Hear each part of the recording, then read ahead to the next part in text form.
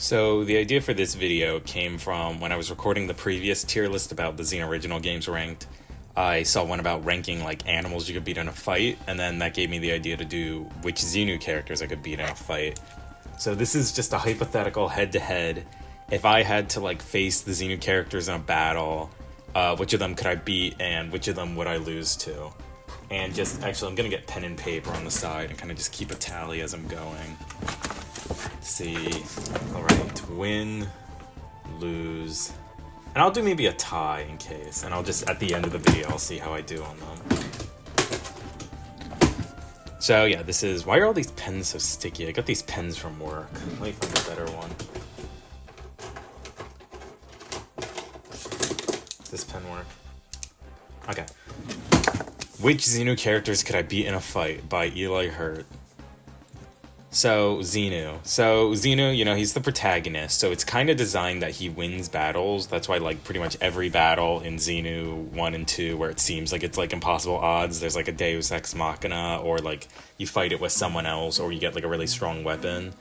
So, on his own, Xenu is not, like, the strongest guy. Like, he can drop the hydrogen bombs, but, like, the average person could probably withstand, like, one or two of those before they go down. I think, honestly, just because of how small Xenu is, I could probably beat him. I think, like, he does have the sword, but he's, like, pretty small. He's not the strongest thing ever. I think I could, like, outmaneuver him and manage to beat him. Also, for each of them, I'm listing which games they appear in. So this also lists who will be in Xenu 3. I'll actually just use this video to talk about ideas for Xenu 3, too, because, like, Xenu 3 is going to be, like, Xenu builds a snowman. It's going to be, like, so far in the future that, like, I might as well just talk about some of my ideas for it, since it's going to be forever till they come out. So in Xenu 3, it's actually going to, because it's not a time loop anymore, you're actually going to have the ability to get stronger in the game and, like, learn new abilities and, like, get more health and more attack and defense. So I think, yeah, Xenu, like, by the end of the game will be, like, much stronger, and I think it will be a cool thing to try out. Devil. Okay, so here's the thing. Devil in the Journey West, it's Devil Knight, and he's obviously, like, way stronger. Like, he kills Joseph Smith. But in Xenu, I could definitely beat Xenu Devil. He's, like, has pretty much no attack. He, like, the one time I think he fights alongside the characters in, like, SL Labs Breach Route, he, like, gets hit in one, like, dies in one hit. He, yeah, like, whenever he stopped being Devil Knight, I still don't entirely have the lore figured out. He became a lot weaker when that happened. So yeah, I could definitely... Oh yeah, so I could beat Xenu, I think. I could beat Devil. The Devil's gonna reappear in Xenu 3 as a main character, but it's gonna involve more Journey West plot points about him being Devil Knight in the past and stuff like that. But kind of most of it, he's just kind of along for the ride. He's like there to help you in like some of the other quests and kind of just like go alongside you with them. So kind of a similar role to Xenu 2, where he's kind of just going alongside you in routes. Edix, I would definitely lose to Edix. Edix is, you know, like, she's like a god character. She's very powerful. It's kind of like a Deus Ex Machina when you fight Zeit, and she helps you fight the dragon in Xenu 1. She's like really strong in boss rush. I would definitely lose to Edix. These are just, for every single one, I just have random pictures I pulled that I thought related to it. So this is, if you look up Edix online, it's like a drink. This says Edix, and then there's, I guess, someone's furry OC. Yeah, Edix will reappear in Xenu 3.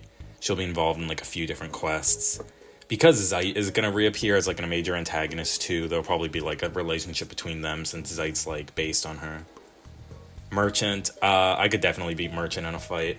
Merchant is not much of a fighter. Like, they do have a knife in that one picture, but that's not even against Merchant. That's, like, when you fight Mimi and she mimics Merchant. Yeah, they're kind of, like, a trickster. They, like, gotta trick Xenu into doing stuff for them to get their way. They don't even, like, have any magic if they don't have gold. They're not, like, really a fighter. Yeah, Merchant will be in Xenu 3, again, as a main character. There's gonna be quests relating to their, reincarnation stuff. I don't think it's mentioned in Xenu 2 at all, but in the Journey West, you have the Traitor, who's, like, a previous incarnation. So some of that will relate to, like, Merchant's personality and stuff like that more. Which, I think Merchant is my favorite character in Xenu 1, actually, so I'm excited to do more with them, because I think they're really interesting and have a lot of potential. Also, I guess, fun fact, I really like how the name Merchant Soft sounded, so that's why originally Merchant was going to have a thing in Xenu 1 called Merchant Works, where it's basically, like, they had a bunch of stuff they built for you to like help you on like new routes. But then it kind of changed to like being a businessman thing instead, business person thing. So, but that's what, yeah, they're called. I mean, they're called merchant because they are a merchant, but it was also because I like Hypnospace a lot. Ivan, I don't know where I got that picture from, but yeah, Ivan, I think I could also beat on a fight. He's like strong, but like he lost to Xenu, and I think I can beat Xenu. If I couldn't, I don't think I could fight Xenu and Devil together. Like really, all Ivan can do is like beat people up with like his tentacles, like punch people. The other thing though is Ivan is like immortal, I'm pretty sure. Like Calvin like cut his head off and he was fine. So I think that'd be the other thing, is like Ivan would be pretty hard to kill. Like you'd have to like destroy his eye, because I think he said that's where his like brain is. But I think I could beat him. Yeah, Ivan's gonna reappear in Xenu 3. They're gonna be involved in quests. Kind of similar stuff. I'm planning on SL Labs returning in Xenu 3 because I really like the area, so Ivan might have some stuff relating to that. Frosty Freud, Frostia Freud. I think I would probably lose to her just because of the ice stuff. Like, for one, I guess I have to go into these like hypotheticals if I have like weapons or not. I didn't even think of that. If I had like a baseball bat or like a metal pipe, I could probably like hold my, I don't know, maybe I'll say this one would be a tie, because like Frosty's not exactly like the toughest character. Like she's not really a fighter. She kind of just fights like people when people tell her to, but she also like has the ice ability, so I feel like that would like really mess with me. Yeah, Xenu 3, pretty much all the main characters from Xenu 2, except one, possibly I'll get to that, are going to reappear in Xenu 3, so there'll be stuff kind of relating to their backstory with like the eldest Freud sister that's only mentioned a few times. And she'll kind of also just be around on other quests. This was a soda I saw at the store with Carson that I thought was funny. And then Frostja's named after, in Yokai Watch there's a place called Frostja's Place, so I think that's where I got the name from. Well, it's originally she was going to be called the Frost Knight, and Blizzy was going to be the Blizzard Knight, and those were just their names. But then I wanted to do more with them, so I just was lazy, and it's like, Frost Knight, I'll just call her Frostja. And then that's Frostina from Yokai Watch. That's like, I guess, the character who Frostja's place is named after. That's, yeah, the same thing with Blizzaria and Yokai Watch. Anyways, Blizzy I think would definitely beat me, because she's like way stronger than Frostja. Like when you fight Frostja and Blizzy, you like have to defeat Blizzy first just because she's way stronger. Yeah, she'll be in Xenu 3. She'll kind of, her and Frostja will share a lot of plot points, honestly, because they're kind of like a duo that go together. But I think like, yeah, there's a lot of like storytelling to do with the Freuds that I didn't really do in Xenu 2, just because of like the way it's split up, where like you only really spend 2 routes with them. I think there'll be a lot of stuff I can do with them. Mimi, oh, there's a bunch of mimics on the sides. That's the mimic from My Monsters. That's the Five Nights at Freddy's mimic. She should be in the Journey West. I know I should say it there, but yeah, Mimi is kind of boring in Xenu Goes to Jail, to be honest. But I like her a lot in the Journey West because she's pretty much like a different character. I don't think I'd be able to beat her because like she can basically just heal herself as she's getting hurt, and she's not really a fighter. But like, especially if she's a baby. If she's okay, maybe I should say, if it was the baby, I could definitely beat the baby. But if she was like an adult, I probably would lose. But I think, yeah, Xenu 3, she's gonna be like a main character. There'll be like a lot of Journey West plot points since she is like kind of one of the main characters in that game. In Xenu 2, though, she's a little boring, just because, again, you only have, like, 2 routes you spend with the characters, so they don't really have a ton of time to do, like, a ton of storytelling with them, but I think it should be interesting. Yeah, I'll say I'll lose to Mimi. Annie, okay, so, Annie, yeah, Annie's in Xenu Goes to Jail. Okay, well, first off, I'd definitely beat her, because she's just, like, a normal person, so if someone, like, gave me, like, a bat, I could probably, like, I could probably beat her in a fight. She doesn't even help you fight in like, all she can do is like fight with the bombs and you have her in boss rush, so I think I'd be okay. So I probably will have her in Xenu 3. I'm not really sure because I kind of don't like her anymore. I feel like I should have her in Xenu 3 just to like try to do more with her and like represent her, because she's kind of boring and like probably the most forgettable character in Xenu 2 because she's kind of just a normal person. Like, I think the Beastworks story is interesting, but I think she herself doesn't add much. I think what I'd have to do is, like, use Xenu 3 to like make her like personality stand out more, but the thing is like if I make her stand out more and it's still bad, then it's like this annoying character who doesn't add much is like a main character still. So I don't know, that's kind of my responsibility, is to like make her more interesting. You can kind of tell which characters you like, or which characters I like. There's like 50 Xenus, there's like 5 devils in the Dark World. There's not actually any Edixes because I have kind of avoided it, and there's like some merchants, there's some Ivans, there's a ton of Frosties, a ton of Blizzies, a ton of Mimis, but there's like no Annies in the Dark World, and there's especially no Cerberuses because I really don't like Cerberus. This picture, I actually gave them separate pages, hang on. I actually gave the dogs their own pages because I wanted to consider them separately. Cerberus, even when I was working on Boss Rush, I already knew that I didn't like Cerberus very much and didn't want them to remain a main character in Xenu 3. They'll probably be in Xenu 3 as like a side character that stays in Haven, but they're definitely not going to be like a main character that goes on quests with you or anything. Kind of like the only story, I don't know, they're like, I don't really have much interest in telling a story with any of those dogs. Okay, first off, I guess I should say I would definitely lose to them because they're like a giant monster dog with 3 heads. I'd definitely lose, but I could probably also not beat Mercury because Mercury can turn into the Hellhound thing and like beat me that way. But Mercury, Juno, Vesta, they're like, yeah, you know, the 3 dog souls. I could beat Juno and Vesta though because they don't have any transformation abilities. I don't know, honestly, if I want to like do any more stories with them. I think I'm honestly just going to leave them in Haven and like you can talk to them, but that's it. Zenith, okay, so Zenith is definitely the most underused character in Xenu 1 and 2.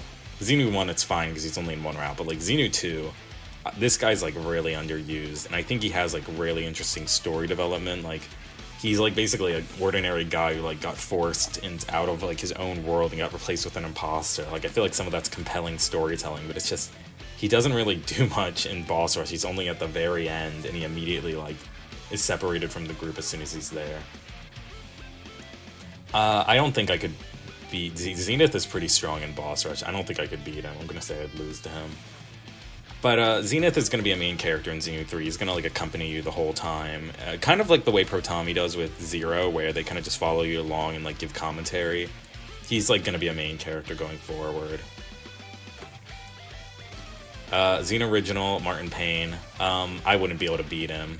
Okay, so if I was fighting Xeno Original, the like code minion guy, I would probably lose because he has like crazy developer powers and would beat me that way. If I'm fighting Martin Payne, which there's apparently a guy named Martin Payne on a TV show, so I just have that because of that. But Martin Payne's supposed to be me, so it actually would be like the definition of a tie if I fought Martin Payne himself. So I'm just gonna say it's a tie for now. Xeno Original, yeah, you know, I'm like a narcissist. I like him because he's my self-insert.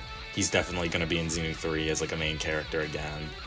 The dynamic's gonna be different though, like he's not in charge of routes anymore, he's kind of just there with Gamaker for like a surveying kind of thing, where they're basically trying to gather information, but he kind of starts involving himself in the plots more as the game goes on. I think it should be interesting. I like Xeno Original a lot because I just think he's funny. I don't know where I got these pictures from.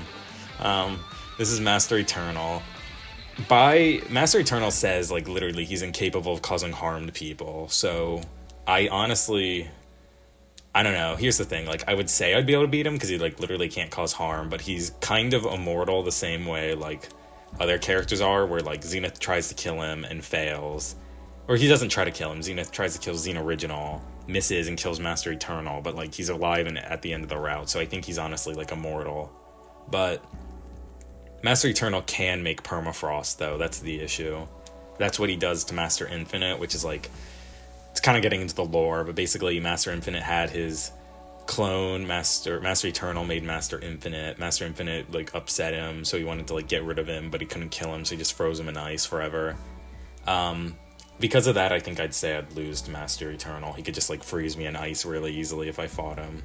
Or, like, he can also teleport people, kind of, so he could, like, open a rift and, like, send me to, like, I don't know, somewhere remote or something. Master Eternal, he will be in Xenu 3, but he's going to appear at the end of the game because a lot of characters, besides Zenith and Frog Legs think Master Eternal's dead, and a lot of characters don't even know who he is still. I think throughout the game, Zenith is basically, because he's a spirit, because he gave up his body at the end of Boss Rush, because he's... I should add also, Zenith is technically in... I'm gonna go back. Zenith is technically in the Journey West, because Zero is telling the story about the Journey West to Zenith, because Zenith is his like, great-nephew or something. So he technically is in that game at the very end, because it's revealed that's who he's talking to, and... Zero basically says, like, you gotta go back to life, your story isn't over yet, because he, like, kind of chose to give up his body at the end and just, like, went on to heaven. So, because of that, Zenith is trying to find Master Eternal, because he wants to, like, have his old body back. So that's, like, why Zenith is following you for a lot of it. Master Eternal probably will appear at the very end of the game, though, or something, and there'll be, like, a scene where, like, him and Xeno Original talk, I guess, and, like, reconcile or whatever. But yeah, I would definitely lose to him in a fight, because he's, like, literally the god of Hearth. Frog Legs, I would definitely lose to Frog Legs. Frog Legs is the most powerful character in the entire, like, Xenu and Carson character, or Xenu and Carson universe. He's, like, very powerful, but the thing is he doesn't care about anything besides Xenu, so he, like, never involves himself in the plots, and, like, never fights anyone. He, like, fights Xenu the one time, and he fights Richard Nixon in that, like, big battle they have in Carson 5. But, so he's very powerful, but he, like, doesn't really fight people unless they're, like, directly harming Xenu, and it's, like, a thing where he has to intervene. So that's why he only appears in, like, Boss Rush, where, like, he realizes he kind of has to intervene to, like, move things along. But yeah, he would definitely beat me. He's super strong. Zero Archon. Main character of the Journey West. I think I'd honestly be able to beat him just because he's like 10. He's like a little kid. I think I could actually... I wouldn't want to, but I could probably beat him, to be honest. There's a picture, I guess, of him with the bow, which is supposed to be Pratami. The reason these have, say, retcon is Zero technically is in some of these games, but now I've, like, changed his name, so instead of being Zero... It was never the Zero. It was, like, a Dark World Zero. But I changed it to now it's like a child actor pretending to be Zero. And it's not necessary, I just thought it was funny. So it's now Archie McZ, which is like a child impersonator who's famous for playing Zero. So that's why it says retcon.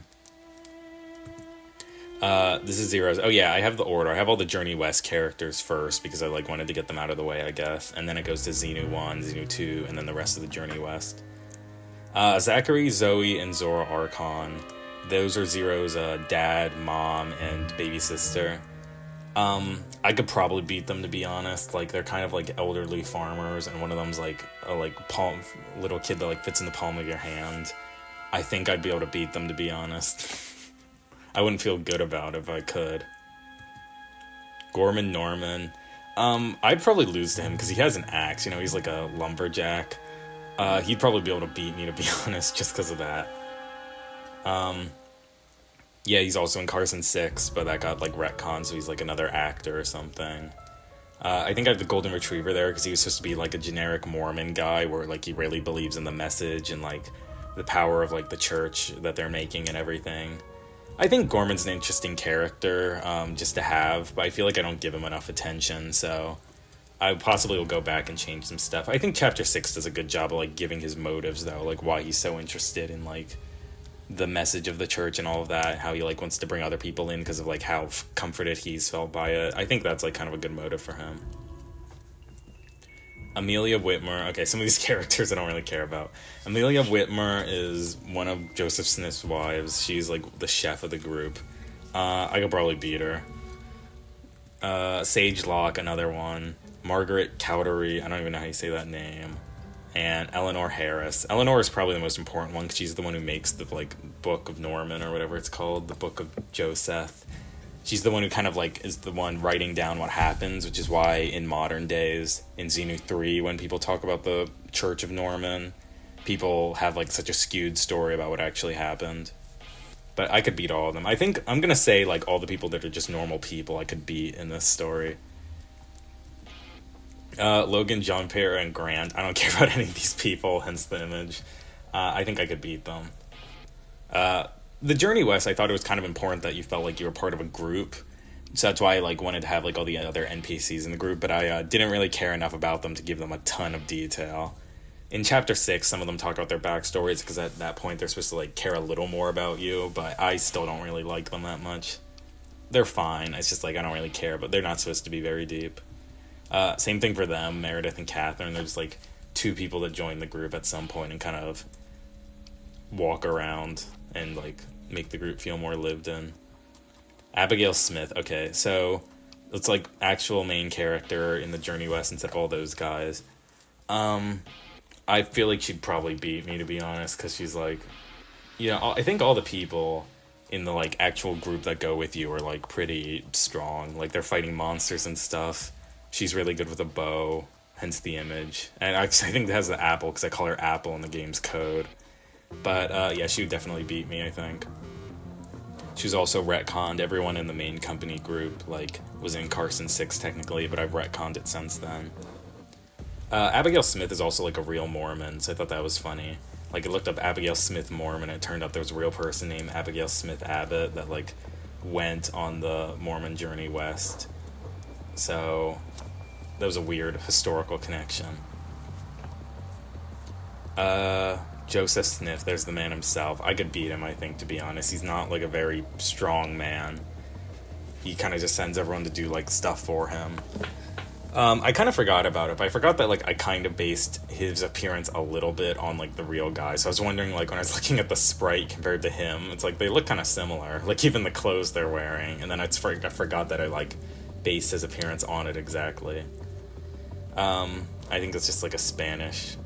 Is that Spanish? Yeah, I think that's Spanish. A Spanish graphic version of it. I like Joseph Sniff, though. I think he's a fun character. I kind of did that thing where it's like the characters have a nice bonding moment right before he dies, so it's you feel more bad about it. Because like if he died without all the like dialogue in chapter 5 to like kind of explain backstory a little bit, you like wouldn't care at all about him dying. And because nobody's played chapter 5, maybe like they don't care. Because I'm the only person who like play tests the games now that Carson doesn't really care about playing them. So yeah, I don't know actually how people would feel about his death, but it was like a historical thing, so it had to happen. Mariella Hawkins, I don't have any funny pictures for this one. That's just the old lady who accompanies you and like knows all the lore and like where to go and stuff. I could definitely beat her. She's just like an old lady. It's implied that she like did a lot. Like she's like mentioned to be incredibly old. The reason is that she met Caspian Cain in the past, and actually they had a kid together who was Cornelius Cain. Maybe that's like a George Lucas thing where it's connecting things that don't need to be connected, where it's like all these characters tie together. I kind of like it though. I think it's funny, so that's why I did it. So that's why she's like the technical grandmother of like the current Cain. I don't know if it's necessary, but I thought it was funny. Diego and Beck, I don't care about these two at all. Even in game, like Zero says he doesn't care about these two. Like Tommy says like, who's Diego? And Zero's like, I still have no idea who this guy is. That's kind of the bit, is that like nobody knows who he is, I guess. And then Beck is like a person you can get to help you make pills, which are like permanent stat upgrades. But again, she's just like a scientist. I could probably beat her. Carrie Capper, I think Carrie probably... I don't know, her entire family's pretty violent, so I think I'd probably lose to her, to be honest. Same thing in Carson 6, where she appeared but got retconned. I think the picture of Mr. Tumnus is there, because the idea of, like, meeting this Fawn character is, like, what if it was that idea, but instead they're, like, aggressive and stuff like that, instead of, like, Mr. Tumnus, who was, like, super nice and stuff like that. And then there's a real-life Carrie Capper that I saw on LinkedIn. I guess I mentioned them. Carrie's family, it's Ame, Magnus, Liam, and Arya. Which Arya wears the same thing as Greta. That's kind of funny because of how limited the clothes options are in the character maker. Honestly, I think I could beat the kids, but I'd lose probably to the parents because they like mention that Carrie's family is like kind of violent, and they like, I mean, the scene ends with them like preparing to eat the 2 pig knights that they found. So it's like, I think implied they're like pretty competent with like weapons and like fighting and stuff like that. So because of that, I feel like I'd lose to them, especially as a unit. Like if I had to fight all 4 of them, it'd be over. I could probably like fight like 1-on-1 maybe. Big Yam Yum, I would definitely lose to him. Like, you see how big his sword is. He's not really based on, like, I mean, I put him in the game because it's, like, Brigham Young, but I actually don't know anything. I've done, like, no research for the game still, besides, like, very basic stuff. So the thing about him being a carpenter, that was, like, just something I added for plot convenience. Which I didn't realize, but he looks a lot, kind of, his clothes are, like, pretty similar to the one from, like, Ocarina of Time, where he has, like, the blue jacket on. I thought it was kind of funny. And actually, it is kind of convenient that this, and this are, like, 3 different sprites. Like, this was an existing sprite that I modified by adding a beard. This was one I made in VX Ace, and this was one I made in MZ, and they actually all kind of do look similar, and it's kind of weird. It's convenient. I mean, the hair is different, but...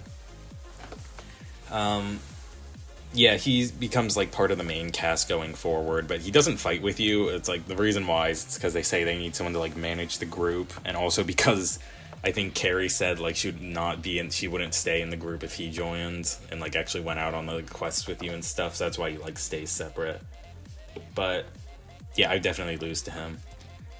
So, these are all the Carpenters. There's Barry, Tyler, Edwin, David, Theodore, Alexander. That's the 6 of them. I will say, when I hear the names Edwin and David together, I can only think of that Five Nights at Freddy's Mimic song, and that was completely unintentional, because I named them that before that song came out. But that's now all like, what are the chances that there's one named Edwin and one named David? It's just funny to me. I think I'd lose. I could beat Tyler, actually. Tyler's, like, kind of comes off as, wimpy, but I think the other 5 would lose too, so I'll do it that way. Carpenters, the same reason they don't go with you is because I didn't want them to... There's, like, you know, obviously you can't have that many characters in your party, so I just say they also stay with the group. They don't really care about what you're doing. They're just there because Brigham Young's there. Lennon. I always call her Lemon.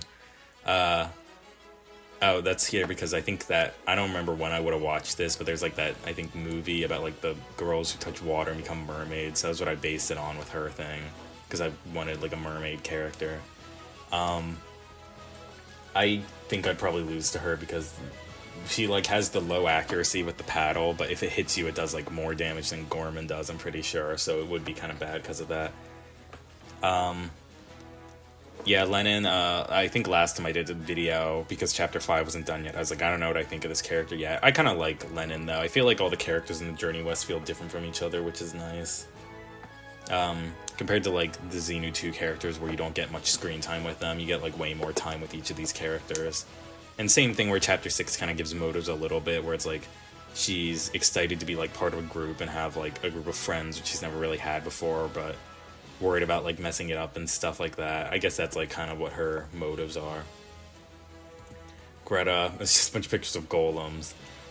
Greta, I think, would definitely beat me. She's, like, a giant... She has a pretty high defense because she's made of stone. She's also, like, strong because she's made of stone. She can just, like, beat things with her fists. I think I would definitely lose. Greta, yeah. I'm gonna slow down how much I'm talking about each of these characters because some of them I won't have going forward. I like Greta, though. I think... she's really rude to you when you first meet her, like, probably, like, unlikably so.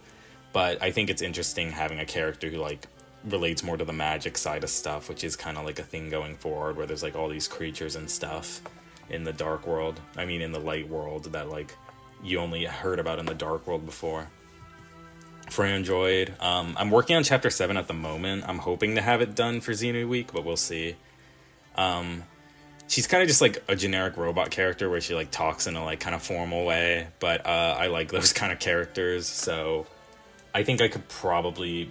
if she hits you with a laser, it's done, but if I could, like, tip her over because she's a robot, she'd, like, fall over, and I think I'd be okay. So I'm gonna say a tie, actually, because it's kind of a matter of, like, who can get the first hit in, because if she gets it on... if she shot me, I'd be, die, and if I was able to hit her, I'd probably win, so it comes down to that. Oh yeah, so Xenu 3, she might be, I'm not sure yet, but I kind of like the idea because she's a robot of her remaining in Xenu 3, because I think I kind of would like a character from the Journey West to, like, appear, and I think a robot would be a good way of doing it, because, like, for one, she wouldn't be able to die, but I think, like, she could possibly be involved in SL Labs stuff, where it's, like, she is like sharing information about them, and that helps them learning about like the Dark World, because I really want Xenu 3 to like deal more with the Dark World stuff, since it's become so pivotal to the like canon. They talk about the Dark World in the Journey West, but it's not even mentioned for the first time until like Carson 7. Until chapter 7. So I think it will be more of a plot point going forward. Okay, I still don't have a face icon for Luna's. She's the character in chapter 8, which hasn't been made yet. Chapter 8's pretty planned out, but I haven't like started any of it. I guess fun fact, the reason she's named Luna's is because it's after a day of the week in Spanish, because she was going to be based on Domingo from Shining Force, because the Journey West is based on Shining Force. So because Domingo's also a day of the week in Spanish, that was why I named her that. And it kind of sounded like a moon-related name, and she's a ghost, so nighttime. I guess that was the vibe I got from it. But yeah, she'll be in the Journey West. You actually find her in the Dark World, so she kind of like accompanies you a little bit. But something important that I think I want to commit to is like in the beginning when you first meet her, she is like not your friend. She is just like watching you from afar and like not really helping you at all. Because I think it'll be a more interesting vibe, because like a lot of chapters, it's like you meet this new friend and they're all like, oh, I'm gonna help you, let's go fight, blah blah blah. But I think it would be nice if in the Dark World to make like things feel more grim, if she's like not there to help you at the start, she is like only looking out for herself. I think it'd be interesting. The Trader and Dice. The Trader, pretty similar to Merchant, just a previous incarnation. You can get the Trader to fight for you. It's going to be if you donate all the money you can to your family, which basically means like playing the game at a harder difficulty because you can't buy the best weapons. The Trader then agrees to join you, just as like kind of a fun way to have like a previous version of Merchant fighting alongside you. I guess Dice. I could definitely beat Dice. Dice is just a bird. I think the Trader's interesting though. Like they've mentioned a few times that like if they can't make enough money, they're gonna have to resort to like thievery and stuff like that, and that kind of I guess leads to them like becoming Merchant in the future, where they have resorted to like doing low life stuff like that, just because like it is what has worked the best for them. But I think the Trader's interesting. They're like pretty different from Merchant, I feel like, which was my goal. Trader's also a he, I guess. Like that's, I don't know, kind of confusing that Merchant's non-binary, but the Trader uses like he pronouns. And I don't remember what it was, but I think I had like a plan in the future that there was like another version of Merchant that was like now using female pronouns, and it was the Bargainer or something. It was just another one of those like synonyms for that kind of job. Old Edix, I don't have any funny pictures of her, but pretty much the same thing as normal Edix, where I definitely lose because of how powerful she is. I like Old Edix though, because she's kind of like a reference to how Edix is in Xenu 1, where she talks about like the path of light and like stuff like that. Master Infinite. Okay, so Master Infinite, he is the main antagonist of the Journey West. He's a character that is mentioned a lot, but his first appearance won't actually be until the very end of the Journey West. This will probably be the image I use for him. He's kind of just like a huge red devil. I don't really have like any other good images for him, so that's why I use this one, which is basically how Monster Eternal looks, because Monster Eternal was also a clone of Master Eternal, the way Monster Infinite? Wait. Monster Eternal is a clone of Master Eternal, the way Master Infinite is a clone of Master Eternal. So that's why they both look like that. But yeah, you find him frozen in ice. That's why it's kind of, I realize it's kind of similar to the, like, Satan, the Lucifer frozen in ice in Dante's Inferno, where he's, like, stuck. I think, he'll be at the end of the Journey West. I think he'll probably be in Xenu 3, too. I don't know if it'll be him breaking out. The idea I have is there's a scene where he breaks out of the ice, but then Master Eternal comes to stop him, but it's like, if he just gets frozen again, like, that kind of, like, would be really lame if he, like, breaks out and then just gets frozen within, like, the same scene. But the thing is, like, Xenu 3, Zeit is the main antagonist for, like, most of the game, and then Emperor Xenu, like, the Scientology one, is an antagonist at the very end, so he's kind of like a twist. But then I also kind of want Morona from, like, the Journey West to be a villain, and I also kind of want Master Infinite to be a villain. So I can't have, like, 4 villains. I feel like that's too many.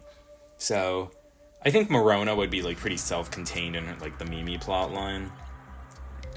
But I don't know. I still have time to figure it out.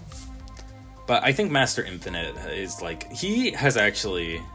I might as well talk about it now. So There has been the Greater Devil as a concept has existed for a really long time, like since 2022, when like, I mean, yeah, no, 2022, before Xenu 2 was even done, before like Elder Post Central was even made, he was a concept I knew I had. The idea was there was going to be the Greater Devil had a bunch of Sentry Devils, which is what Devil was, and they were basically his minions that were supposed to like conquer Earth for him. And then in Xenu 3, there's going to be a quest that involved all the devils congregating to like a conference to talk about like their success, but I was like, that's dumb. And then the idea was there was going to be he had like 6 children. There was like Moloch, Astaroth, Azazel, Dagon, however you say it, Beelzebub, and Belial. It was like a bunch of like demon names. They were going to be as like 6 kids, and each of them was supposed to conquer a continent. So Devil was supposed to do like North America, but he never really did it, and now like had to like lie. That obviously also didn't happen, but in a way, Casteron, Azazel, and Dagony, who we'll talk about later, are named after those like devil characters, so they kind of retain that. But so that was a different idea. Then the idea, which is the current idea, is he just has the one kid, which is Devil, and Bamboozlebub, and that's like the guy who's kind of supposed to like do stuff in his place because he's stuck in the ice. That's the current idea. But yeah, the Greater Devil's been an idea for like a really long time, and it's kind of funny it's been like 3 years and he still has yet to physically appear in a game yet. Anyways, he'll definitely be in Xenu 3, but I don't know exactly what the plot will be yet. Chimera. So that's talking about the ones in, I guess they're in a lot of games. Yeah, they're in Xenu 1 and Xenu 2, I guess. I don't remember if they appear in person in Xenu 2, but they're in one of the micro games. Maybe that was what I was thinking of. But yeah, I would definitely lose. I don't remember if I said I'd lose to Infinite, but I 100% would, because he's like massive, so I'd lose to him. I'd definitely lose to the Chimera, because like the whole thing in Xenu 1 is like you die to them in one shot. They will appear in the Journey West too. They're going to be an enemy, like an overworld enemy at the end, because I think it would be a cool reference to have them, since they're like these unkillable monsters in Xenu, but in the Journey West you've gotten strong enough with your group to actually like face them in battle. I think it'd be neat. That's talking about a Big Fish game series called Chimeras that I hate, just because like every single Chimeras game is really bad. Mortal Medicine's the worst hidden object game I've ever played. It's really bad. Dragon, this is just the guy in Xenu 1. I mean, I'd also lose to him. It's like battles you're designed to lose. It is kind of funny because there's like the lore about dragons. It is kind of funny that like there's the last dragon and there's AO6 who talks about being the last dragon, and then there's this green guy just like running around in Haven that like the church guy just like has in a cage somewhere, I guess. It's kind of funny. Fish, also called Fisheye in the Journey West. I could beat a fish. I mean, it's just a fish. I don't even need to elaborate on that. The bees, the sting knights. I could probably beat them. If I divide like one at a time, I'd be fine. But you know, they're bees, not much to say on them. The Haveners, okay. These guys have names, but I can never remember what they are. Also, I'm missing one. I'm missing the Archivist. I don't remember what their names are, because I don't really care about them. I could beat them, though. They're just people, you know? They're not very... I'm just gonna mark them all as one victory. The Haveners, like, I really don't care about fleshing out that much. They will be in Xenu 3. I'm gonna add that. In Xenu 3, yeah, the Archivist, I'm missing her, but everyone except the Priest will probably be in Xenu 3 again, because the Priest died in between Xenu 1 and 2, but I purposely didn't want it so you could explore Haven in the end of Xenu 2, because I felt like it would have been, like, too similar to Xenu 1. Like, my one complaint about Xenu 1 is you spend way too much time in Haven. I think, though, Xenu 3, it's going to be, like, a whole area which each building has, like, a function and stuff like that. I think it should be nice. It'll feel more like an actual town. And, yeah, it's, like, these characters, I'll probably make names for them that I can remember eventually, but they'll all have, like, roles to play, which I think will be nice. The police officers, I'd probably lose to them, to be honest. They have swords. You know, they're just kind of generic soldiers in Xenu 1 and Xenu 2 that you fight. You fight them in the jail, you fight them before you go to Elder Post. That's really it. Same thing with the Mega Knights. I'd lose to them too. They're just like stronger officers that appear in Elder Post. I guess Mega Knight's also a thing, and I think this is from Clash of Clans or something. The Dreadheads. Okay, I would definitely lose to them. So, the Dreadheads are the failed attempts Xenu original made of cloning Zenith before Xenu. They're going to be main villains in Xenu 3. These are their 6 appearances. They're just like RPG Maker stock files that I thought looked cool. But it's, each of them, after being in the Void for a while, has mutated.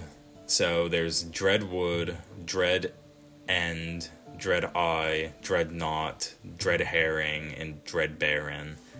And the 6 of them basically are working with Zeit to destroy the planet from increasing the corruption so much that like the Earth is breaking away and it's gonna like collapse in on itself. So you have to fight each of them, and then you have to complete rift things, which is what that like Wanda's rift part in Carson 7 was. It was basically testing out the idea of the rift, where it's like you explore this area and have to like find items. I think it should be good. Some of them too, like some of them are going to be more sentient than others. So like Dreadwood is like, because it's the first one, is going to be like very destructive. It doesn't really have a mind, but then like Dread Baron, by the time you reach the end, is like incredibly intelligent and like articulate and stuff like that. I think that'd be interesting. Alright, there's a lot of Captain Canes, including mine. It was kind of funny, when I looked up Captain Cane, my guy actually came up, because I guess the Xenu Wiki is able to actually give results now. Captain Cane, I'd probably beat him. One of the things I kind of wished in Xenu 2 is that you get a proper fight where you fight Cane. Because there's the fight you do with Porky, and that's kind of a cop-out, because like you don't actually beat him, you just knock him off the boat and leave. And you never fight him again. Originally there was going to be a scrapped fight where you fight him, and it's like the Elder Soul has somehow manipulated the slop people ate to like turn them evil to fight you. So there's going to be an evil Cane fight, and that is why there's an evil Cane in Carson 7, is because it's that scrapped concept. But yeah, Cane, I kind of like him. I think he's also a little underutilized. Like, Kane's mentioned in other routes, but his like only real appearance is like Prison Break route and the very start of Prison Depths route. That's really it. And Boss Rush at the very end. Like, I feel like he could have been used way more, considering he is like the big bad of Elder Post. I don't know if I want him in Xenu 3 or not. I was considering it, but it's like, do I have a story to tell with it? Is there a necessity? I don't really know. That's why I said possibly. Rocky Road, aka Rock Puncher. There's a Rock Puncher from Subnautica. Rock Puncher is a placeholder name I never changed. That's why it's like so bad. He's I'd probably lose to him too. I mean, he's just like a really strong guy. He punches rocks, hence the name. I kind of like, he's another character that's kind of underused. He's really only in Prison Break route. But I kind of like the idea that he's like this guy who believes like Elder Post has like selected him for like, that like the slop selected him for like a greater purpose, and that he's like, has, you know, like a purpose at Elder Post to serve, and that like, he kind of talks about in Prison Break, he's like a little disenchanted that like Cane won't involve him more and stuff because he believes he's special. He'll probably be in Xenu 3. I think SL Labs is going to be in Xenu 3, so I kind of like the idea of him like working now. It's just like the remaining Elder Post people, since Elder Post closed at the end. I kind of like the idea that Rock Puncher is like working there now as like a security person, because I feel like I could do more with him.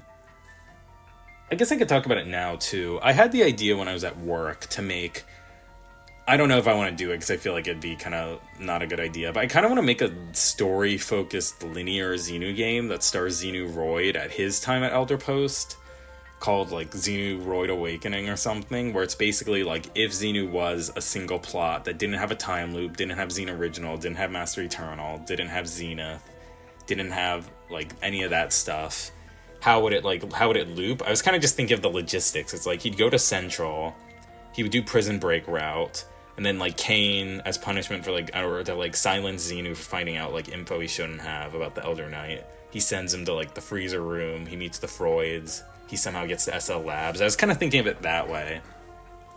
But I thought also that would be an opportunity to like do more story stuff, but then like if I'm doing story stuff, it should be in a canon game, not in a Dark World game. So that's why it's just a hypothetical. But anyways, that would be an opportunity to do more with Rock Puncher if I did make a game like that. Xenu. Zingu's named after a Tengu, that's why it's on the right. He was originally actually going to be like a bird-like entity, but I never really committed to that because I can't draw. I think Zingu's pretty entertaining. I'd definitely be able to beat him. He's like not a fighter. Like he has to get Xenu to fight on his behalf when Rock Puncher wants to fight him. I don't know if I want him to be in Xenu 3 or not. I could possibly, but it's like not everyone has to be in Xenu 3. That's why I just said possibly. Same thing for these guys. I think I could probably beat both of them in a fight. I don't know if I could beat Porky in a fight though, because Porky's like pretty. If Porky can like absorb a cane clobber and like be fine, I'm gonna say I'd like tie with Porky because Porky can't fight, but he like is durable. Like he was getting like hit by like cane clobber after cane clobber, which does like 200 damage, and he's like completely fine. So because of that, I think he'd be okay. Spike and Turban, though, I don't know if I'm going to do anything with them. I kind of like the idea of there being, like, in Haven, in Xenu 3, that there's, like, a restaurant themed after the Harris house where it's, like, a horror attraction. I kind of like the idea of that, so my idea was they're working there or something. I don't know, though. They're not very interesting characters, and they also don't have real names because I never gave them permanent names. They're just placeholder names. Alright, this is kind of a biased page, but Lefty, I would definitely beat Lefty. Yeah, Lefty, obviously I've talked about him before, but he's very annoying. He's a very unnecessary character. He doesn't add much to the route. This is also funny. He's not named Lefty because of the FNAF animatronic. It was unrelated, but they both have the same missing eye, which is kind of funny. I mean, I guess they're both named Lefty because they're missing their left eye. But, yeah, I don't like Lefty. I think he's dumb, but it's also kind of funny to hate on him. I don't know if he's going to be in Xenu 3. If I put him in Xenu 3, I might just mention that he died off screen. I think it'd be kind of funny. The Elder Knight. I'd definitely lose to the Elder Knight. I mean, look how big he is. The Elder Knight's... I think the Elder Knight's not really underused, because a lot of the stuff in Prison Depths really focuses on, like, his story. And I think it's fine, honestly. I think he gets enough screen time. I think he's a cool idea for a character, but he's not, like, my favorite or anything. Here's the thing. So Carson 9, there's a plot point where H.H. Xenu goes to Helder Post, which is, like, the dark world, scary Elder Post place. He goes there with Synjection, and one of the plot points I thought of is that Master Eternal didn't send the Elder Beast to a different planet like he said he did. He actually sent it to the dark world, and it somehow reanimates and gets unfungal. So it's not like the Elder Soul's alive, but it's the corpse of the Elder Beast has unfungal and is like moving around and attacking stuff. So that's like when they're fleeing the prison, it's just to like make it more chaotic. So the idea is the Elder Knight would also be sent down there to like, I guess, just be imprisoned again. I feel like I don't want to do that plot point though, because one, why wouldn't Master Eternal just send the Elder Beast to like the Dark World at the very start? I guess it's because they didn't know it existed yet, actually. Like, when they were fighting the Elder Beast, it was actually Master Infinite who discovered the Dark World on his own, like, much later. But, I feel like it'd be kind of a cop-out for Boss Rush to end with, like, this pivotal scene where it's them, like, finally beating the Elder Knight and, like, or feeding the Elder Beast and, like, being like, oh, this is the end of the era of Elder Post. And it's just like, oh, it turns out they just sent him to a different Elder Post underground. Oh, I feel like it's kind of lame to do that, so that's why I feel like I shouldn't do that plot point. Rock, I don't know where I got these pictures from. I'm gonna be honest, Rock's not a fighter. I could probably beat him. I mean, he's like, doesn't even have limbs, he's just like what, kick me? That's all he can do. I've talked about Rock a lot. It was an idea my cousin had, I just thought it was funny, so that's who Rock is. Yeah, that's all I have to say. Sup, dude, you're the new kid. Callie, who is this? That's what I'm thinking. Thing is, though, Callie actually can kill you in Xenu 2, so there's a quest where you have to get a diamond for her, to get the stuff for Spike and Turban's bomb, and if you don't give her the diamond at the end of the route, or at the end of, like, the planning era, she actually kills you, and you have to restart. So because of that, like, she's, like, one of the characters who, like, killed Xenu the most effectively. Like, she kills him in, like, one hit by turning the lights off. And it, like, takes, like, characters like Zeit can't even kill Xenu in one hit. So it's like, how powerful is this random lady working at Elder Post, you know? So that's why I'd probably lose to her in a fight. If she is in Xenu 3, it would just be her taking Calvin's spot. Just because it's kind of funny that Calvin and Callie are two chefs that have similar names and are both kind of violent. The Elder Beast. Well, we already know this is going to be a lose because it's the Elder Beast. Yeah, that was talking about the Hear Me Out, because that's why I was thinking, like, do I want this guy in Carson 9? Probably not, because I think it'd be a cop-out. The Elder Beast is also literally just Dark Dragon from Shining Force, Resurrection of Dark Dragon. Like, exactly, like, all I did was remove the side heads. It's pretty lazy. I was just, because I thought it was a cool dragon design, so I was like, oh, I'll use this in my game, I'll just steal it. Elder Soul, honestly, same thing, I'd definitely lose to him too, he's very powerful. I like the Elder Soul fight a lot, I think it's cool and climactic. It's just, like, who is this guy still? Like, I, like, really didn't explain my concept well. My concept was that he's, like, this, like, forgotten, suppressed part of, like, the human brain. And it's like, where does that come from? There's, like, no plots or details in Xenu that, like, lead to an arc of that kind, you know? He also is, if I did make that Roid Awakening game, the Elder Soul would be in it because Xenu Roid mentions fighting the Elder Soul in Carson 7. So it's like, I guess this guy would still be in it, but it's like, there's a Dark World Elder Soul too, who is this guy? So that's why it's like kind of convoluted. That's why I'll probably not make that game, to be honest, because it's like, I don't want to, I already said I didn't want to because Xenu Goes to Jail Remastered, and that's like essentially, I mean a Remastered Plus, and that's like essentially what it would be. Balloona, I could beat Balloona, I mean, she's just a balloon, I'd be fine. She might be in Xenu 3, I'm not really sure, but she'd be a weather balloon, like a weather girl, so I thought that idea was funny. Professor Disastrous, he's like evil, scientist guy with the Myrtleator 9000. Honestly, he'd probably beat me because of the robot. I'll say I could beat him, but I say I'll lose to the robot, I put it that way. Because the robot has like these massive guns on it.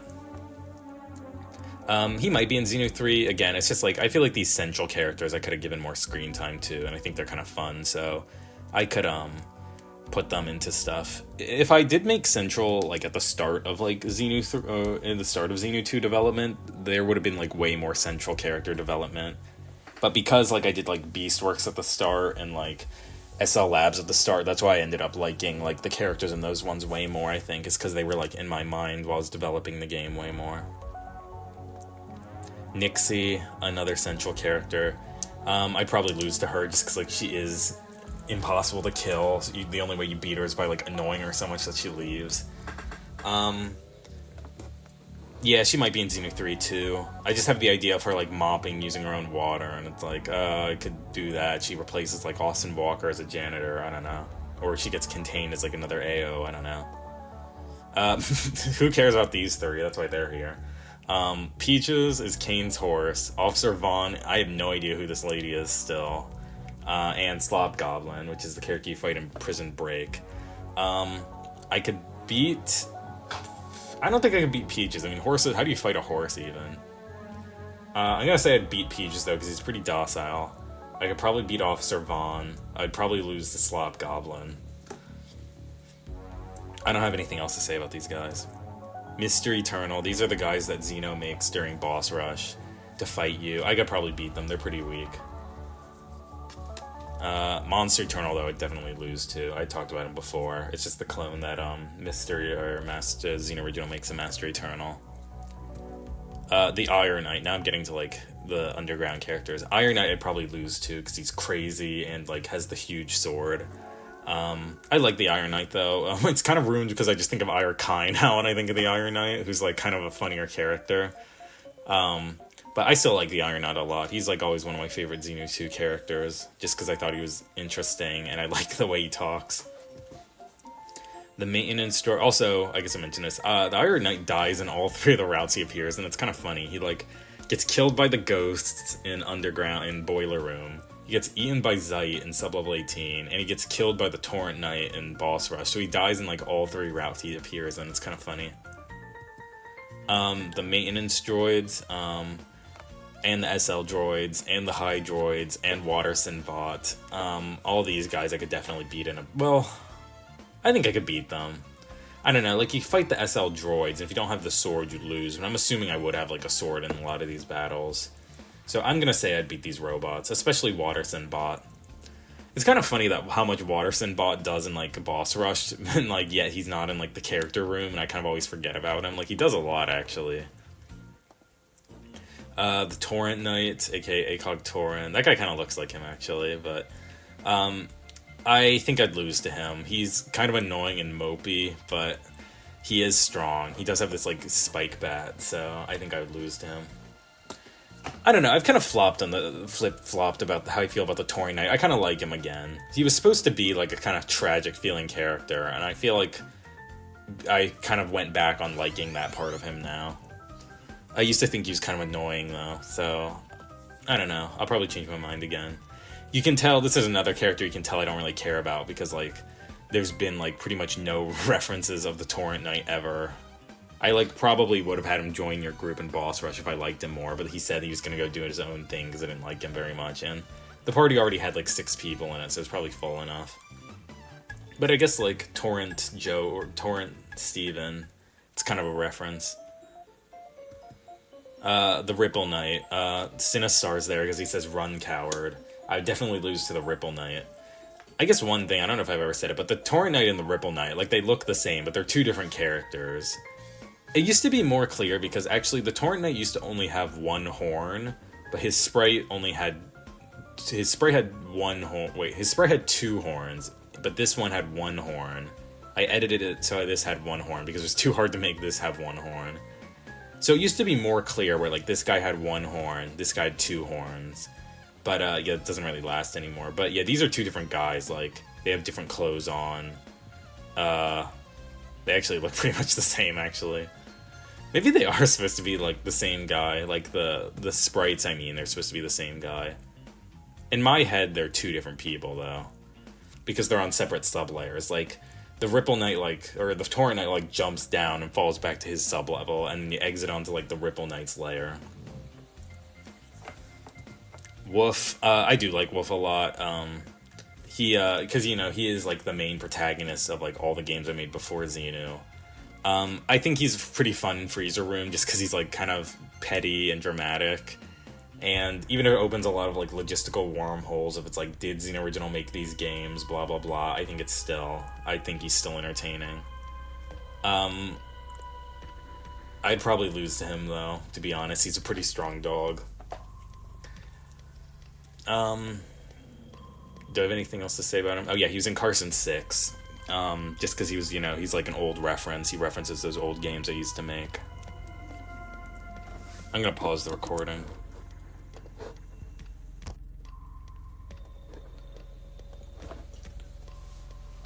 Alright, Henry. Henry's another one of those old protagonists. I could definitely beat Henry up. He's pretty feeble. And, I mean, Frostia beats, like, Henry, Eric, Lucy, and Question Mark all at once, so, like, clearly they're not that bad. I can't remember if I said I'd beat Frosty or not. I think I said I'd tie with her. I kind of forgot about the tie thing.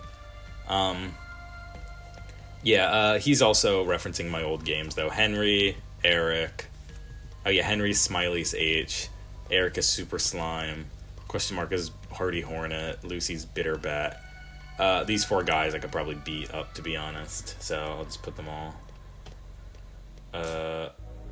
4, there we go.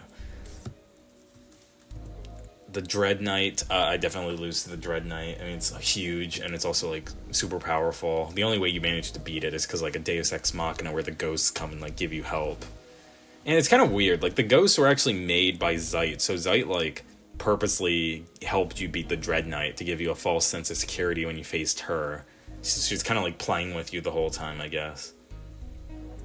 The Dread Knight, though, I think they're a fun part. If you play sub-level 18 well enough, if you know where everything is and speed through it, you actually won't see the Dread Knight, like, a single time. But I really like the programming of it. It was, like, kind of difficult to program, and it has, like, a lot of behavior. It's, like, if you hear it coming and you enter the, like, room, it gives you a bit of, like, freedom before it comes in. So, like, normally how it works is if you enter the room where it's coming from, it'll attack you and start chasing you. But if like you do it in like the frame it appears, it actually won't, to give you some like gratuity. Or is that the word? If it's like you can hear it passing in rooms that it can't come into, which I really like, to give the impression it's like walking next to the room. It's like stuff like that. I really like it. I thought it was a unique part of the game. Carson doesn't like it, but to be fair, when he played it, it was kind of broken, so he deserves to feel about it that way. Zeit, I definitely lose to Zeit. She's like the main antagonist of like Xenu 2 and Xenu 3. She's like the main antagonist. I think she's an interesting character, though. But like, I'd lose to this form. I would lose to the Zeitgeist form. I'd probably lose to the Zeit Knight form when she possesses the Frostja. Yeah, she's powerful. The only way you manage to beat like Zeitgeist is by like Edix's help. And then even at the end you die anyways because you like drained all your life force to use it, so. But yeah, I think she's an interesting character. I think she's entertaining. I think she'll be an interesting villain in Xenu 3. My idea actually is that like Zeit Knight kind of factors into it. Is part of Frosty's thing is she's still possessed by Zeit a little bit, so she's like, there's gonna be a quest involving like Zeit basically manipulating her to try to kill you in the middle of the night. So it was like, I don't know, some quest involving that. I think it'd be interesting to have like Zeit interact with you in that way. Who cares about these guys? Yeah, I could beat both of them probably. Even if the mannequin rushes at you, I think it only does 1 damage. Like, it only hits you once, so I think I'd be okay. And Jiao Yun is just like a random lady. Like, I think I'd be okay. They're not going to be in Xenu 3. I don't know why that says that. I haven't really been paying attention to the games they appear in. Serena Rhodes, James Anthony, and Ramona Abbott. They're ghosts, so like technically I wouldn't be able to kill them, but I'll say it's a tie because of that. I don't have many ties. It would just be like neither of us can kill each other, so. Oh, I don't remember if I said that for Luna's. I wouldn't be able to beat... Luna's actually can't attack, though, so I'll say I would lose to Luna's, who's a ghost, but... Yeah, these guys, I think their stories are interesting. That was, like, at the time, I think the most effort I put into, like, writing for anything in Xenu. I was pretty happy with them at the time. Okay, now we're at SL Labs. Jasper Markway I could definitely beat. He's, like...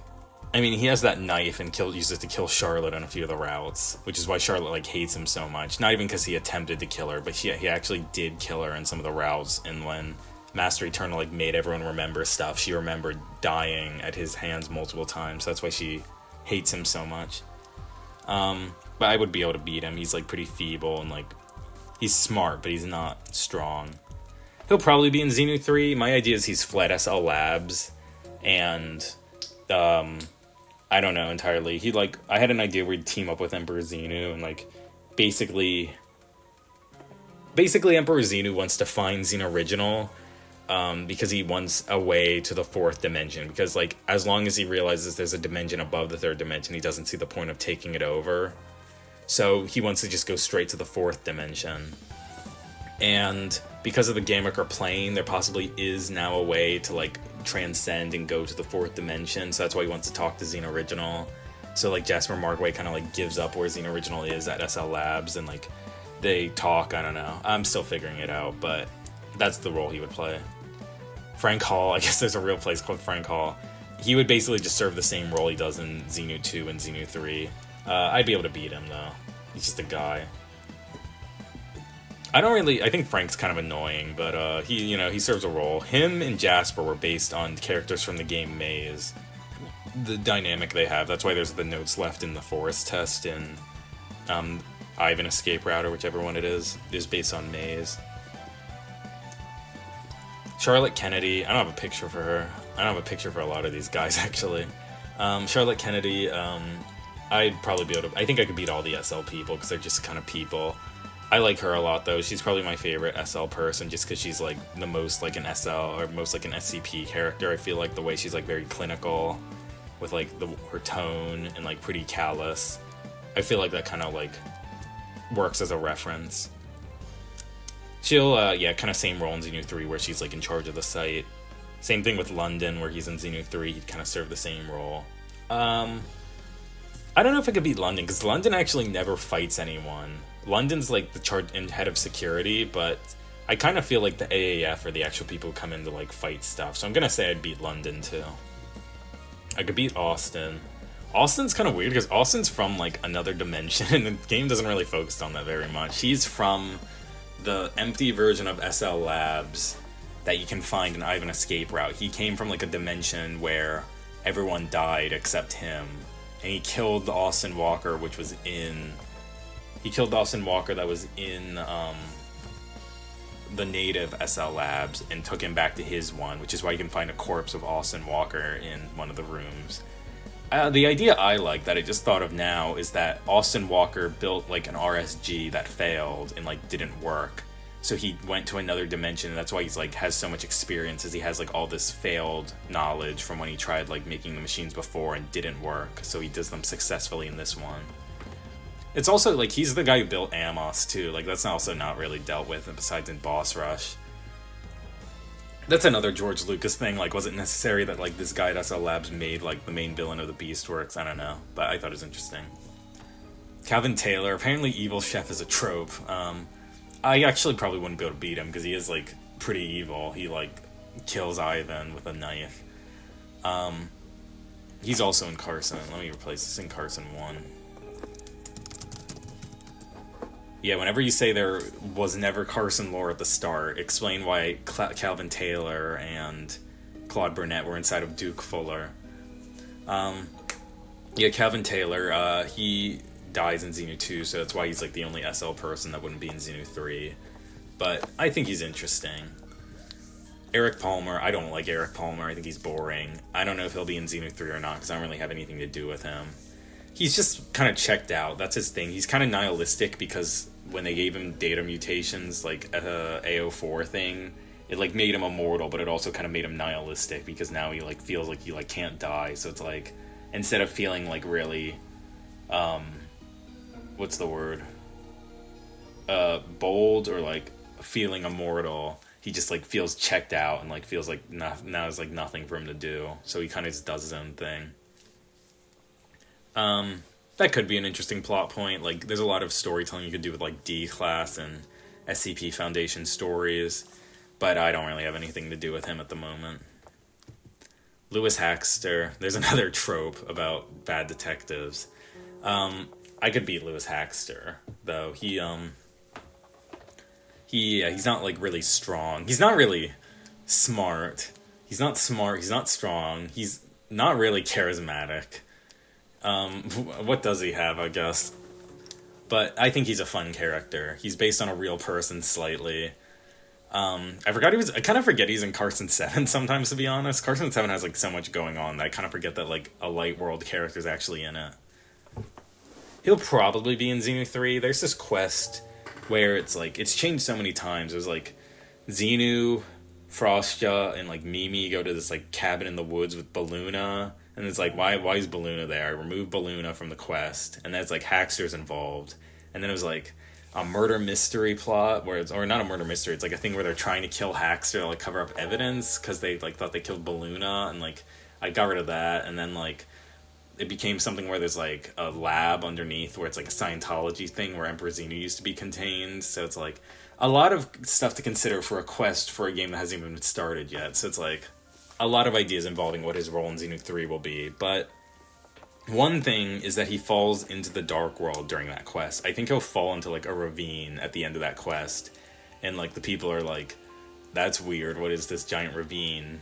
And, like, they'll probably, like, call someone about it, but he fell into the Dark World, which is why he mentions how he just saw Xenu. He feels like he just saw Xenu when he sees him in Carson 7, something along the lines of that. AO1, now we're getting to the AOs. AO1's heavily based on SCP-79, that's why he's there, but I like AO1 a lot. They're probably one of my favorite villains. They'll probably be in Xenu 3, they're still in AO. Some of the AOs are gonna die in between Xenu 2 and 3, like some of them they've neutralized or neutralized by accident, and also they've like kind of taken on some of the Beasts as new AOs, so that's why like a few of them will be in Xenu 3 as well, but yeah, AO1 probably will serve a similar role where it's like trying to trick you into like letting it out. Which that's like pretty much the same thing as SCP-79 where it just wants freedom. I'd be able to beat it though, like if you just smashed it with a hammer. It's the same thing as SCP Foundation, where like they could easily terminate this thing, but it's just like the consequences of doing so are not worth it for them.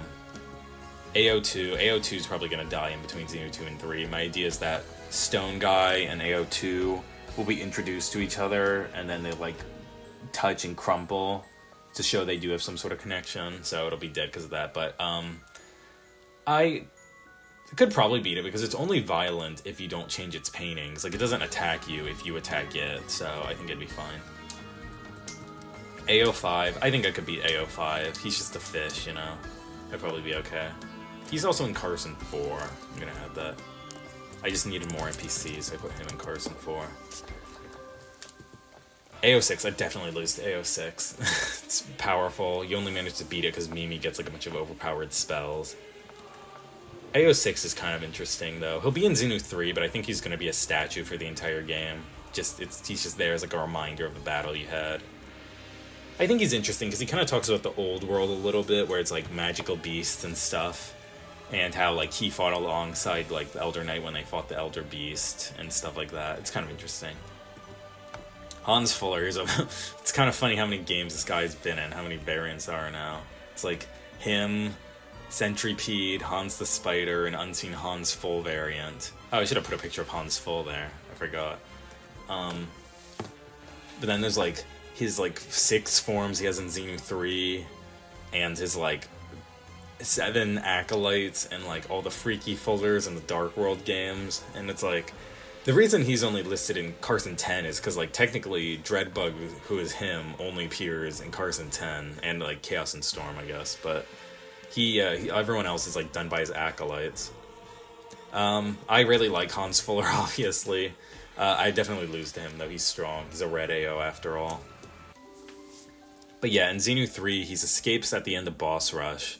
So he, like, encounters you several times, and you fight different versions. You fight a bee, a dragonfly, a worm, a flea, and a scorpion variant, which are why Sir Fulls a lot, Founding Fuller, Stewarder, Elder Fuller, and Fullock Hans are those 5 insects / arachnids or whatever. It's because they're referencing the different forms he has. Mo, aka AO9, the Dynamo Rat, I could beat him. I mean, I'd have to catch him, but if I caught him, I'd be able to kill him really easily. He's just a rat. He'll probably be in Xenu 3. At the end, like, Ivan and Mimi, Ivan says he's gonna hire him, so I kind of might just, like, pick up that idea and say that, like, the rat now works with him. But, like, he's just a rat. There's not much to him. I just like how he spins in circles all the time. And I forgot he was in Carson 7. Xenon, like, stuck him into, like, Xeno's guts or something. I forgot about that. He doesn't really do much besides that. There's a picture of Evil Lightning McQueen I got when I searched of, like, Evil Black Car.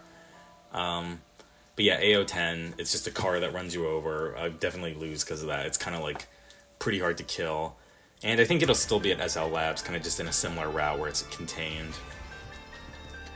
The AAF, I do not care about these guys. I would say I'd say I'd lose to them, but, like, this guy has a gun, and he lost to Xenu on his own, so it's like, I don't know, if I can beat Xenu, I could probably beat this guy, so...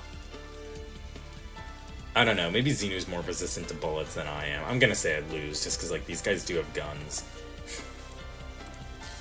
Claude Burnett. I could probably beat Claude Burnett, to be honest. Yeah, he is in Carson 1, I kind of forget about that. I mean, I mentioned it, but, like... It is kind of funny that this guy is, like, there's more, how much story around this guy there is compared to, like, Annie, who, like, I don't even know if I want to count in a game. Rosemary Burnett is just his wife, who cares about her? I'd probably beat her in a fight. Claude would probably beat her in a fight, too. A cat, I could beat a cat, it's just a cat. The Pixies, I don't know if I'd be able to beat them, because, like, they gang up on you, and they, like, bite you and eat you, so because of that, I don't know, honestly, because they're pretty fast. I would say I'd lose, honestly, they're pretty tricky. Though they will be in, I said Xenu 3, I guess, because they mention it in the Journey West a little bit, but there's Pixie lore to do with the fairies, where they're basically, like, rival races, and in the Journey West, 2 Pixies mention that Morona is trying to, like, kill all the Pixies, and that's why she's too busy, basically, to, like, make sure their kids get home. So there's like one pixie that appears in Xenu 3 who's I think probably going to be named Angel, just because that's the name I've had for a while. But her and Mimi have like a plot ongoing, so that's why I guess they'll technically be in Xenu 3. I kind of forget they're in the Chronicles of Xenu 2. I don't know the explanation for why like the ones in the Chronicles of Xenu are docile, but the ones in Xenu 2 attack you. There's probably some reason why. The lamb, I could probably beat it. I mean, Xenu like is able to kill it with his axe fine. I just like that picture on the right. The last dragon, I definitely lose to this guy. I mean, he can't move, but he petrifies you if you get too close to him. So I definitely lose because of that. Great man, same thing. Where like if he's fast, and if you like, he appears in like very situational circumstances, but he kills you in one hit if you get touched by him. So also look how big his hands are. Like, I definitely lose to him. The shy scarecrow. I kind of got lazy with the pictures here. I'd lose to this guy too. I mean, you can't kill him unless you burn him, but it's like if he sees you, you get crucified. So it's a pretty horrible way to die. So I would definitely lose to this guy. Mole Man. I could probably beat them. They're like pretty small. Like they attack you, but they're mole sized. I think I could honestly be fine. Wolvies. They're called Wolvies. It's referring to Wolf Junction, but in the Journey West, when you fight them, they're called Wolfies. So, just because I guess that was the name, I thought was funny. So, I could, probably... They don't attack you in Xenu 2, but let me be realistic. I wouldn't be able to beat a wolf in a fight. They'll probably be in the Xenu 3 and 2. They'll be in Xenu 3, just, like, probably serving a similar role. I think it'll just be a lot of the beasts that weren't killed in Xenu 2 Boss Rush will just be in Xenu 3 at SL Labs as like new AOs they've contained. Alpha, kind of similar thing as the wolves. She'd probably serve the same role. She just kind of like be there. Honestly, like she'd probably beat me up. She'd probably kill me because she's like, you can't kill her in Xenu 2. You have to run from her. So I'd probably lose. The Yule Man, I'd definitely lose. I mean, look at it. Stone guy. Oh yeah, it's based on SCP-173 a little bit. It's not like you don't have to look at it. It's if there's no light on it, you die. So it's slightly different, but I definitely lose to it. Well, actually, as long as I'm somewhere that's well lit, I'd be fine. Because it doesn't even matter if you like aren't looking at her. If you blink, it won't attack you. It's just that there's no light on it, it attacks. But still, like I'd probably find a way to mess that up. Butterfly guard, who cares? They're butterflies. It'd be fine. These guys are technically in Journey West too. I'm gonna have that.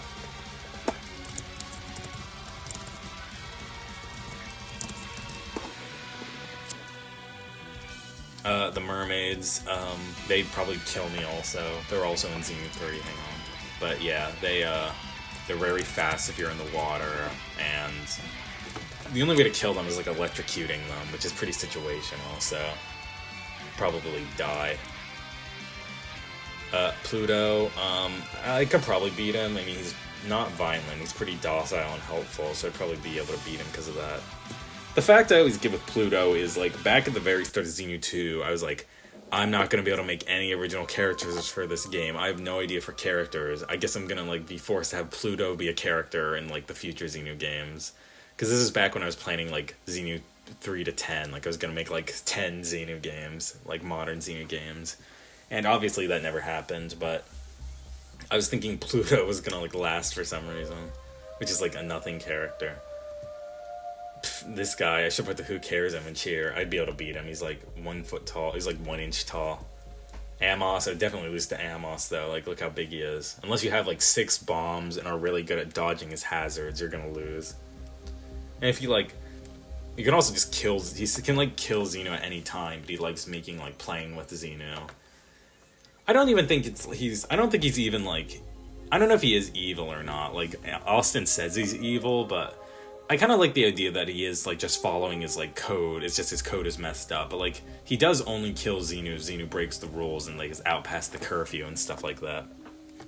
The Beastworks really is, like, a unique route. Like, it is kind of funny that, like, Cerberus route is the, like, first route I made, and it's still probably, like, the most unique route. Dagony. I guess we're getting back to Journey West characters. So, Dagony is a villain in Chapter 7 going forward. She's like Devil's right-hand man. The reason I have her is because originally I wasn't sure if I wanted Devil Knight to be comedic or not, and I settled on him being pretty serious. Like, he's not a comedic villain, but Dagony kind of is, just like the way she like talks to the characters and stuff. She's kind of how I would like traditionally write a villain, so that's kind of the role she served and why she was introduced. And like I mentioned before, Dagony also would have been like a scrapped concept from when there was going to be like more children of the Master Infinite. It turns out Dagon is actually a fish god, and I made her like a bat succubus thing, so that's my bad. I wasn't historically accurate. I think she will be in Carson 9, though. My idea is Glorious Xenu's part in Carson 9 involves her finding like the remains of the Devilites, and they're now being led by Dagony. What plot point that would be, I don't know yet, though. Okay, now we're getting to like Journey West enemies, so there's Pig Knights. I think I'd be able to beat Pig Knights, to be honest, because they're like... If I had like a good weapon, I think I might be okay, actually. I wouldn't be able to fight the Boar Knights, though. The Boar Knights are coming up. Wing Knight is just a bat. Honestly, I think I'd be okay fighting the bat, too, if I had like a good weapon. That's kind of a bad picture of the bat. I should have done the one where its wings are like flapping up instead. Serpentina... it's a snake. I feel like I'd be okay. I think I'd be able to beat one. Like, in the Journey West, all these enemies you can fight if you're by yourself. It's like, later enemies will, like, kill you if you're fighting them alone and don't have good weapons. So, Boar Knight. I definitely lose to the Boar Knights, because they have 2 knives. That's, like, way worse. You can see his thumb is kind of messed up, because I just rotated this image, like, 90 degrees, which is why his thumb is, like, looks kind of messed up there. It's, like, backwards. Crabboy, I forgot about this guy. I could beat him, he's just a crab. They're just overworld enemies in, like, the beach part. Jelgilly, I might lose to these guys, because you can't really... No, I guess if I had a weapon, I'd be fine. I'll say I'd be able to beat the Jelgillies. They were in Xenu 2 also. They weren't named that at the time, but they were jellyfish enemies and, like, part of Boss Rush, I believe. The Kraken I'd definitely lose to, though. Like, it's massive. It's kind of surprising that Xenu actually beats one so easily. The Incubus, that's in Chapter 6. If I didn't drink the water, I'd be fine. Which I probably wouldn't, because it's, like, pitch black.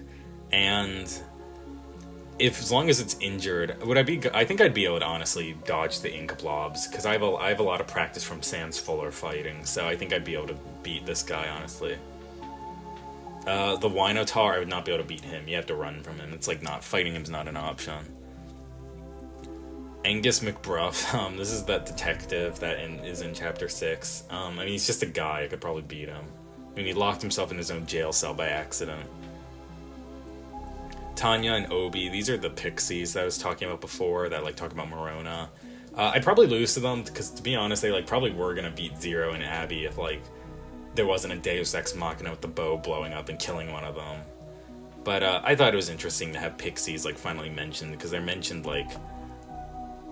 I don't think they are mentioned at all up until that point, but they're going to be in Xenu 3, so I thought it was good to get that across.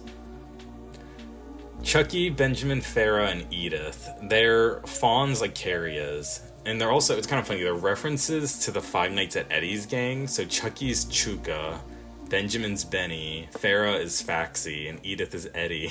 So it's kind of funny that they're like some of the characters, because a ton of the maps and a ton of the mini games from the Carson games are put in the Chapter 6. That's why a lot of the characters are references like these guys. So, would I be able to beat them in a fight? Probably. They're not, I don't think they come across as violent as Carrie's family. Like, they have to have the Winotar fight people for them. I just think it's funny that I kind of named them after that. And they're also called the Fanae family, so that's named after Five Nights at Eddie's, F-N-A-E. So it was kind of funny Five Nights at Eddie's like made so many appearances in the Xenu series. Beetroot, okay, that's kind of funny. Well, it's kind of weird to realize, like, Beetroot itself has only been in Carson 3, but if you count the variants, there's 3 variants in Carson 4, none in Carson 5, but there's then appearances in Carson 6, there's Pararoot in Carson 7, and then there's, like, Dreadroot, there's Beetroots in Chaos and Storm, There was Dreadroot and Carson, Rochester Halloween Hack. There was Joy Roots and a very Carson Sexmas. So if you think about like all those variants, and Carson 7 had like 5 other variants. It had like all the collectible roots. So it is kind of funny. B-Root, me putting in a Journey West, it was like, I was kind of thinking it's time to like show some love for the Carson games in Xenu because of how like important they've become to me. So that's why Protami, like, it's pretty explicit and says, like, I struggle to think of a world where this thing's iconic, referring to, like, the Dark World and how iconic it is there. But, I honestly would probably lose to a Beetroot. They're kind of like a late-game enemy, to be honest. Pinch Knight, it's like a giant scorpion. I like that picture. Probably the same thing where I would probably lose to it. I'm also missing Big Knight, I realize. Those, like, big orc things. I'd also lose to those guys if they were here. G-Toad. This is a guy in Chapter 7. I think I could beat these guys. Like, they're tough, but I think I'd be able to beat them. They're just frogs and toads. Will-O-the-Wisp.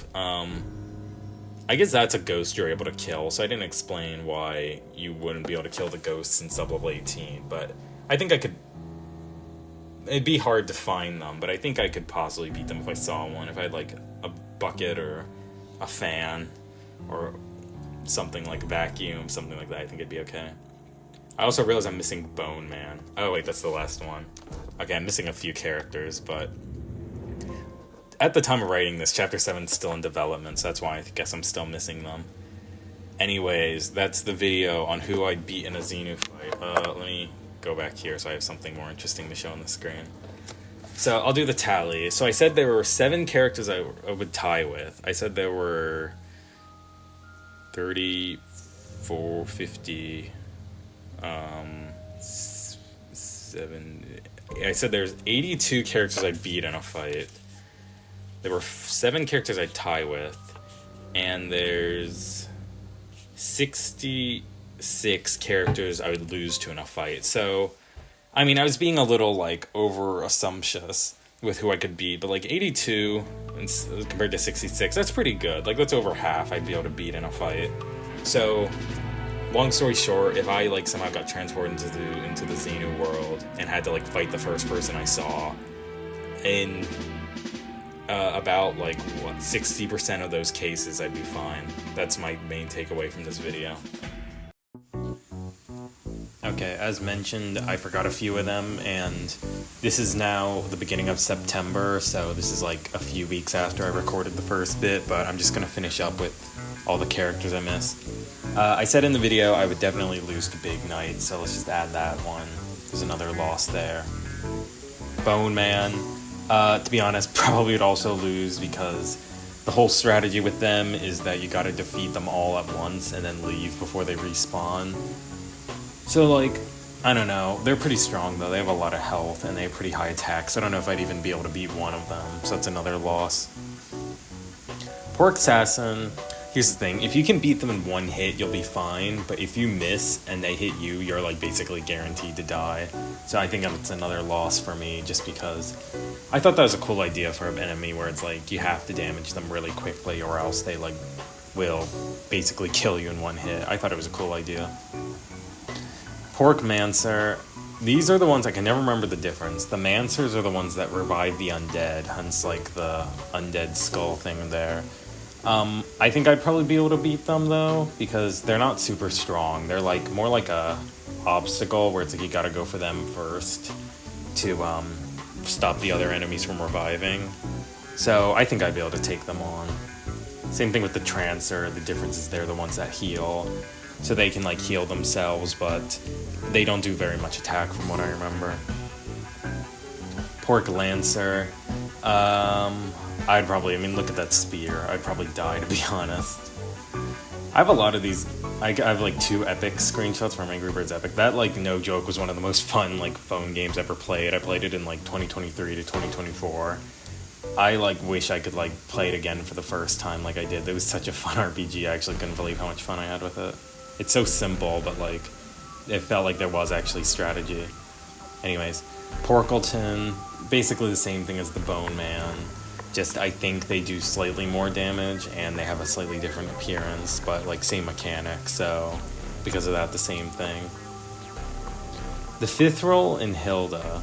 So the fifth role, I didn't have a picture of it. Here was the story. The reason they have that weird name is because there was this thing called the Xenolorian, which would have been a Xenu spin-off where Xenu's the Mandalorian. I don't know why. It wasn't like I was ever gonna make it, but like I wrote down as like, what if this character was this character? Blah, blah, blah. But one of the things was that AO5 was gonna be the Mithril character, so he was called the fifth role because he's AO5, and I thought that was a funny pun because they're both like blue fishmen. And that's the reason why these guys are called the fifth role. That's why they have a name that makes no sense. I could have just called them the Fin Folk like they are in SL Labs, but I decided to do this. Anyways though, yeah, they were kind of just there as NPCs. These guys don't really fight you the way AO5 does, so because of that I think I'd say I'd be able to beat them. Same thing goes for Hilda, like she's not really a fighter, she's just in charge of them. But yeah, I kind of thought it was a cool thing to have like a throwback to an SL Labs thing. There's a few. There's like a reference to like some Beastworks stuff in the Journey West with like the cat and the butterflies and stuff like that. But I thought it was cool to reference an AO, a guy from SL Labs. The Porktergeist. I think I'd probably lose. They're basically just stronger versions of like the Will-O-Wisps. So because of that, I think I would lose. The Crystalker. They're just enemies that, like, I'm pretty sure they're invincible, so, like, I would also die to them, because you can't kill them. They use the same code as the Roe Turtles, fun fact. But they just rush at you, and you gotta avoid them. Drillson, I mean, no, definitely lose. I mean, it's a giant robot covered with drills. It causes rocks to fall and crush you. It's a force to be reckoned with. There was no way to be able to beat it. Alright, Richard Ver. So I have a few Xenu 3 characters here. So Richard Ver is just like a dude. But he's very powerful, like, influence and, like, money-wise. So because of that, I'd, like, probably lose to him. I don't know, like, where I want to go with him. My idea is that, like, he is actually genuinely working, like, Gamik, or his goal is actually for, like, the betterment of the world. Like, he actually does want to help, but he kind of gets in over his head with the idea, I guess, when he realizes, like, how dangerous, like, Emperor Xenu is. Speaking of, I should have put Emperor Xenu on this list, but if I didn't, I'll make one for him while I'm making this video. The thing is, like, it feels too tropey to just make it so he's, like, an evil guy who's, like, greedy or something. Like, I feel like I gotta do something more unique. So I like the idea of him being, like, shadowy and, like, shady. But also, I do want it so it's like he actually does think he's doing the right thing. Gloria, she's mentioned a few times. She's kind of just like another mysterious character. She's like HR for the company. She also reviews footage, so like Ruby calls her once during Xenu 2.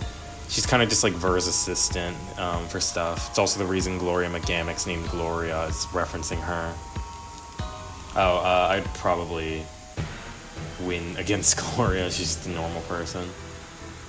Marco, okay, so this is a character that's in Xenu 3. What this is supposed to mean is that I think it's funny for this programming character to be like Ruby's equivalent of Senor, as Senor was to Carson in real life, where it's this programming person who she has a like very one-sided competition with, like one-sided rivalry where she like loathes this guy and the other guy's not even aware of it. I thought it was funny to replicate that, because Carson had that in real life where he was like very it was like very, what's the word?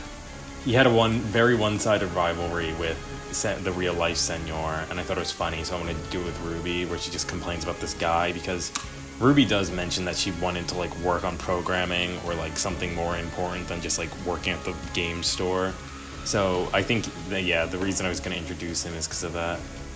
And spoilers for later Xenu Week video, but Marco makes a cameo in one of them. Balluno, I don't like this picture. I don't know where I got that from. Balluno, I could beat him. He means he's a balloon.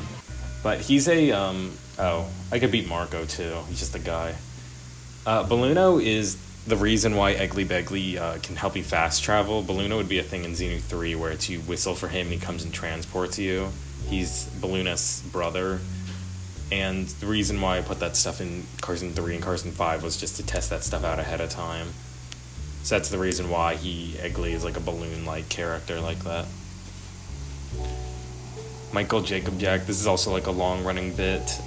He basically looks like Xenu though, with like the red eyes, but he's a realtor, so I'd be able to beat him. He's kind of just there for comedic effect, but like that cabin thing I mentioned a while ago, he would also be involved in that. Like he's the guy who sells you the cabin. This is like a real guy named Michael Jacob Jack. This is like such a long-running bit. This is like a 2-year long bit. It's like so complicated to explain it, so I could do it in more depth. Did I forget? Oh, it stopped recording. Hang on. Okay, I did forget Emperor Xenu. Hang on, I'm gonna quickly add one in the footage. I'll put something cool on the screen while I'm adding it, so you're not just left looking at nothing. Emperor Xenu.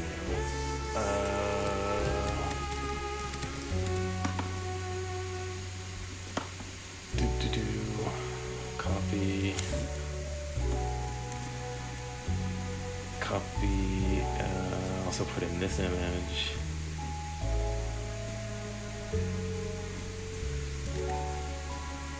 And I might as well put in the South Park image too, it's iconic.